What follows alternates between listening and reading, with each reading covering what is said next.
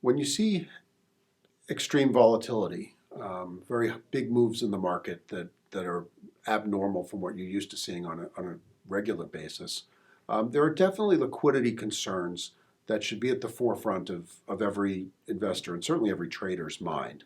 And I'm going to give you a peek behind the curtain from years of being a market maker of how we dealt with liquidity in an environment like this, and hopefully there'll be some lessons for you as well. We used to have a big sign on the wall of the trading room. This is kind of in the old days before we were quite so automated, and it was essentially what to do in a risky situation, and probably had a more pithy title on it, but it was widen markets, shrink sizes, raise volatilities, 1, 2, 3.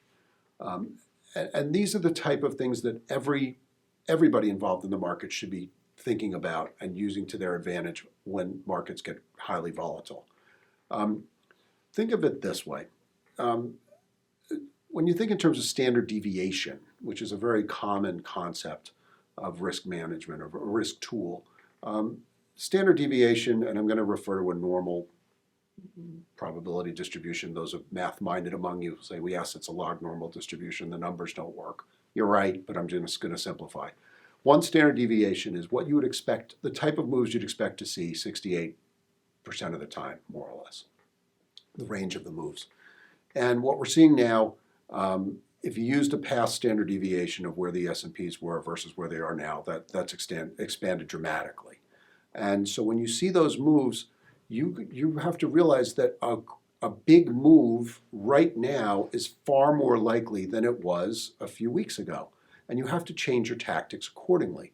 As a result, because things can move a lot more, the market makers are basically de-risking because they have to be protecting themselves for the type of move that they could be facing. If you're going to make a two-sided market and markets are moving like crazy, you want to be smaller and wider. That's just a feature of how things are moving. And as a result, everybody should be doing that. If you normally trade 400 shares at a time of a particular stock, trade 200 shares at a time. If you normally try to get a certain profit potential, you probably want to let that profit potential run a little bit more while remaining tightly disciplined on the downside. Don't let your losses run particularly further because that could become disastrous. But you want to probably look for a little bit more profit on a bit smaller size while maintaining your risk discipline. The part about raising the volatility is you see it. If you're an options trader, you certainly want to be taking into account the fact that volatility is higher. The available volatility is scarcer because if I just told you what we used to do as market makers, trust me, that's what's still going on as market makers. And so the volatility becomes harder to come by. The other thing you really want to be thinking about is you want to be the one providing liquidity, not requiring liquidity, not consuming liquidity. And what do I mean by that? Basically, if you have thinner, smaller, wider markets, that means liquidity is harder to come by.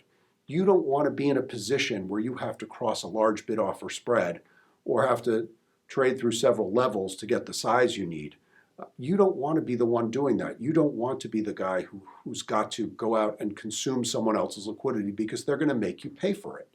And what you want to be thinking of doing is using the type of trades that provide liquidity, limit orders, try to avoid excessive margin if you have to, because again, if you have a margin call, someone's consuming liquidity on your behalf.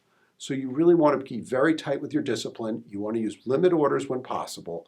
You want to shrink your sizes a bit, and you want to demand more profit while continuing to maintain loss discipline.